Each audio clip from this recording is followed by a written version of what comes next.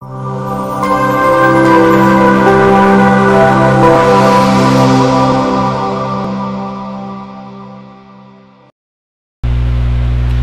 na tayo sa Manila Bay area. Pero bago makapasok, kailangan natin pumila dahil napakaraming tao ditong gustong pumasok. Ayan, makapasok na tayo. Samahan nyo ako para matunghayan natin ang pagbabago dito sa Manila Bay. Oh, napakaganda. Parang Boracay. Sabi nila, ito daw yung isa sa pinakamagandang sunset sa buong mundo.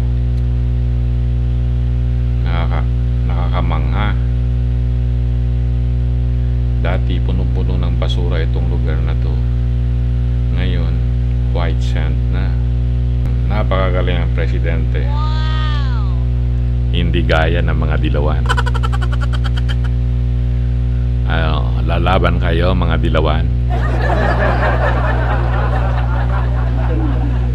Ang ganda ng ang linis ng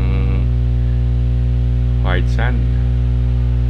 Kahit sabi nila ito'y masama sa kalusugan, pero ano ba yung pipiliin natin? Tambak ng basura o dolomite sand? Kayo na nga humusga. Bakit may maitim? Ano yun? Uy, isda! Ang daming isda, oh. Ano kayang isda yan? Parang tilapia. Tilapia ba yan? Dati mabaho ito eh. Pero ngayon wala na naamoy na baho eh. Malaki ng pinagbago. Wow! At kaya gumigilid lahat yan, no? Gustong gusto kaya nila yung dolomite. Sabi nila nakaka-perwisyo daw. Parang may sabotahe pang nagtapon sila ng patay na isda sa pero yan, mga buhay na mga isda, ang dami. Parang nagpipiesta rin sa dolomite, parang mga tao gustong gusto nilang makita yung puti ng Manila Bay. Sige mga kasiwawer, ituloy lang natin ang panonood ng aking video. At huwag nyo rin kalimutan ang mag-comment, like, subscribe, and click the notification button.